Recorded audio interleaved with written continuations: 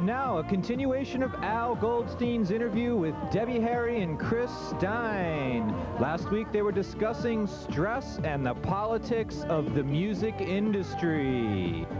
What about your money? You made a lot of money. Did you save it? Are you well-to-do now? Are you in good shape financially, or were you ripped off by agents and other people? All of the above. All of the above, yeah. That's the story. Usual. It's almost a cliche, isn't it?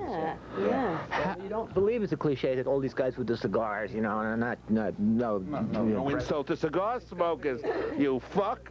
But you know that these evil guys are out there waiting to rip you off, but they are, and they're always the first ones to come on to you too. That's the other thing we really don't realize. The first people that come on when you're an innocent starting are the worst sharks. That you can't get to the better quality people until you're up there, you know.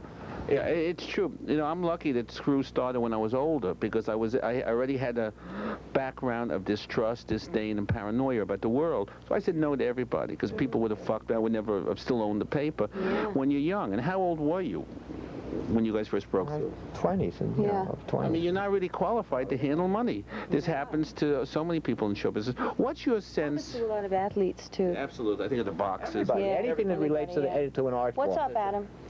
Sherman Epstein's calling. All right, I'll talk to you. Can we stop? No, yeah. Let me ask you some questions. How do you look? We're losing Chris.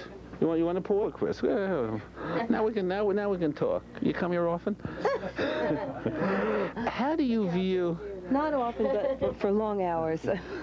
How do you view the music scene today? Do you feel it's prostituted? Do you like the quality of the music?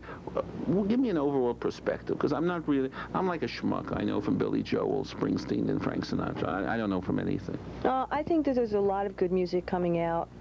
There's always like a good turnover, and some of the songwriting is very good, and of course the production values are higher and better than ever, more sophisticated than ever.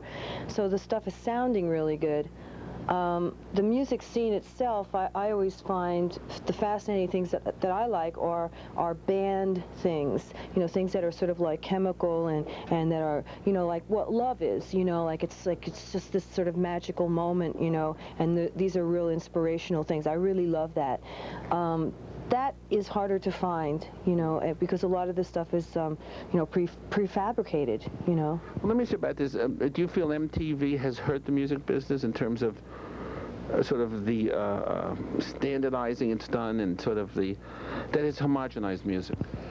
It hasn't. It hasn't. I don't think that you can lay that on MTV exclusively. I think that the record companies are greatly responsible for their. The people are to blame. Like, the fans are to blame for eating anything, you know. Yeah. And when I was a kid, we used to run around and look for every kind of music we could find, lay our hands on. We weren't satisfied just to get like a Beatle record, only listen to that. We were running around listening to blues and ethnic music and Indian music and all these influences, you know. And you start getting into this hippie dialogue about how great the '60s were and all that shit. But it's true to a certain extent. And I find all these kids now, they listen to the 3 Led Zeppelin albums, and that's their whole frame of reference, you know. What should we be listening? What should people be listening to? Now, I'm an old man, a senile old man with a small, shriveling dick who's really rather... Yeah, sorry, I'm sorry, Debbie, it's just a pathetic thing. My belly is bigger than my cock. you married 4 times. 4 times. Gotta be something. I know, because it shows you that I'm the true optimist. I'm a believer in romance, really, as you are. We are all romantics. What music should I be listening to, and Midnight Blue people and Screw people, to have a sense of what's going on? And include your own music, too, in this. I should be listening to Deborah Harry. Yes, and, all of them. and that's it. Which albums are you particularly proud of? No. But then the rest. I think people should try to go out to listen to music, you know, and really just enjoy the club scene.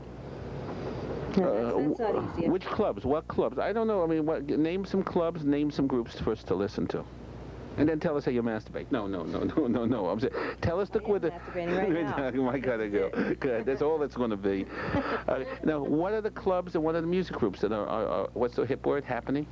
Well, I don't know. You know, I think it varies. You know, it can happen anywhere. I mean, there's little places like the Pyramid, and there's the Marquee, and there's CBGB's, of course. And I don't know. I'm not the greatest person to ask about this. There's the Cat Club, there's the Limelight. They all have live bands, and you just have to keep your eye on the newspapers, you know, to see who's playing and check it out. Who should you tell me this?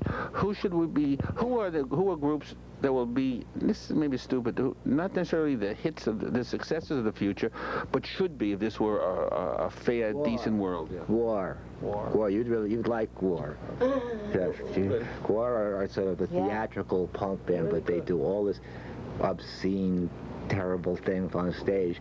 They fill out all your wildest lurid fantasies. They chop off tits and cocks and throw them in the audience, and they take the Pope and they shove a big crucifix up his ass, and they're really... I like them.